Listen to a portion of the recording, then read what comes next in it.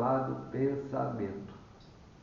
E a coisa mais incrível, o pensamento, da maneira como nós o utilizamos, da maneira como nós o exercitamos, é real ou é ilusão? Porque quando nós estamos pensando, nós pensamos de uma maneira real ou nós estamos projetando uma imagem sustentada na ilusão? O que vocês acham? Seria real, porque eu estou pensando, ele tem consistência, ele tem imagem, ele tem som. Todo pensamento é imagem e som. A imagem é uma representação simbólica de objetos e o som, ele é um diálogo constante ou monólogos que nós criamos mentalmente o tempo todo. Só que quando se cria um monólogo, daqui a pouco o monólogo ele se torna um diálogo. Porque o monólogo ele é sustentado por mentes fora de nós.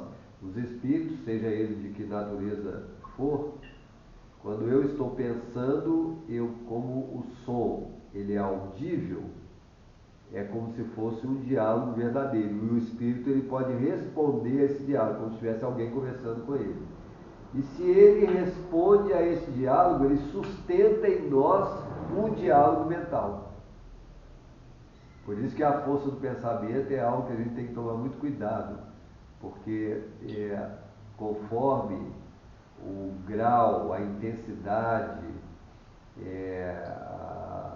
conforme até a substância que nós emitimos de natureza emocional, a consistência dela, ela tem respaldo no pensamento do outro, e o outro pode ser o outro espiritual. E aí essa linha de comunicação, ela pode se estabelecer de uma tal maneira que ela, ocorrendo, ela faz com que os campos existentes entre a minha realidade, a realidade do pensamento de quem emite, e a realidade do pensamento de quem capta e responde, ela vai gerando uma proximidade desses campos. Se isso acontecer, as impressões do corpo espiritual do ser que estiver do meu lado, ele passa a interagir com as impressões do meu corpo. Então, se uma presença espiritual ela estiver desorganizada interiormente, se ela estiver com algum tipo de desequilíbrio, eu posso assimilar essa corrente, essa força de interação, e com o passar das horas, eu posso sentir o mesmo mal-estar que o espírito está tendo. E isso vale também para o ser espiritual. Se o ser espiritual aproxima de mim e eu tenho, e estou, de alguma forma, sentindo qualquer dor física, qualquer incômodo físico, em que o meu corpo apresenta essa distonia, eu posso passar para o espírito que estiver do meu lado. Ele passa a ficar tão mal quanto eu. É uma espécie de simbiose das energias, tudo produzida pelo campo do pensamento. Então, um dos maiores desafios existenciais que nós temos hoje chama-se pensamento.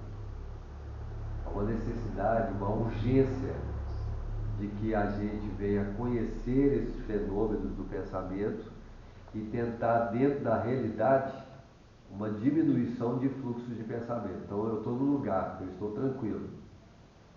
E nesse lugar eu começo a distrair com meus pensamentos, é preciso que eu diminua ele. É preciso que eu pare esse fluxo de pensamento. Para eu conseguir parar o fluxo de pensamento, eu preciso usar os sentidos de forma que eu interaja os sentidos ao ambiente. Então, se eu passo a observar mais o ambiente que eu estou, diminui o fluxo de pensamento.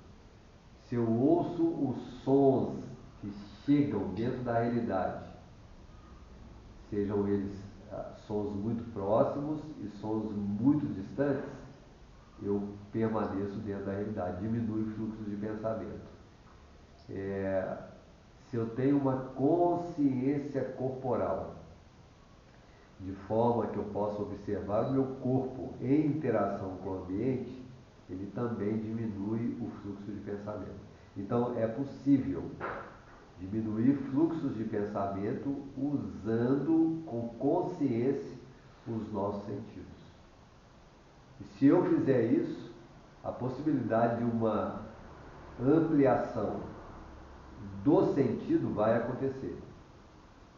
Se nós usarmos o sentido de uma maneira muito consciente dentro da realidade e não da distração mental, é muito provável que fenômenos espirituais que ocorram no ambiente sejam captados por nós de uma maneira muito simples. Só que a maioria de nós não sabe disso, não utiliza esse recurso, não consegue captar, o que faz com que essa inconsciência tampone o potencial que existe dentro de nós. Vou ainda mais longe. É possível não só ter uma consciência corporal mais ampliada, no sentido de perceber fenômenos espirituais acontecendo, como é possível que a gente perceba energias que são capazes de circular pelo nosso corpo. É possível produzir, não digo produzir, é possível perceber uma movimentação energética em nós, mas o que nós não conseguimos é reter esse movimento energético. Porque o nosso corpo, ele tem muita eletricidade. O campo magnético dele é uma coisa fora do normal, é uma coisa muito intensa. Se a gente parasse para observar mais o nosso corpo e o ambiente, as energias que se movimentam em torno de nós, a gente se surpreenderia com muita coisa. Muita. E coisas simples. Vamos voltar aqui para o estudo. Vamos ver onde que nós estamos.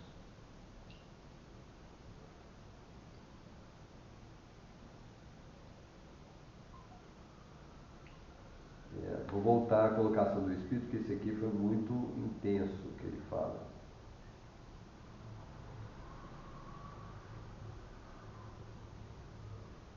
Muito antes da reunião que se efetua, o servidor já foi objeto de nossa atenção especial, para que os pensamentos grosseiros, e pensamentos grosseiros são pensamentos cotidianos, e olha que o nosso pensamento cotidiano, ele é eivado, né? ele é crivado de informações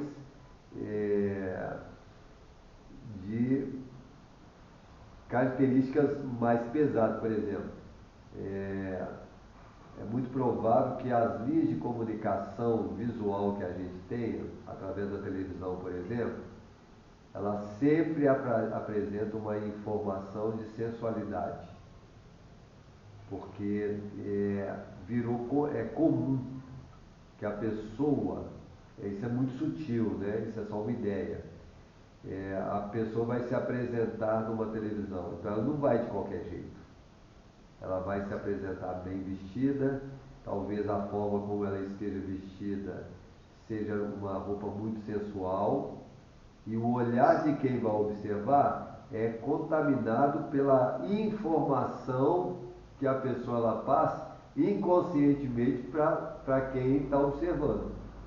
Ela vai falar de determinado assunto, mas a primeira coisa que vai se evidenciar não é o que ela vai dizer, é o que ela está representando. Essa é uma informação subliminar, que ela afeta a maioria de nós. E nós somos contaminados o tempo inteiro dessas impressões, que elas representam um pouco o movimento que nós temos no dia a dia. Nós somos pessoas ainda muito desequilibradas, né? Muito desequilibradas na área da sexualidade. Nós somos pessoas muito presas ao visual. Nós somos muito presas às imagens que nós enxergamos. Então, isso tudo é o que ele caracteriza por pensamentos grosseiros.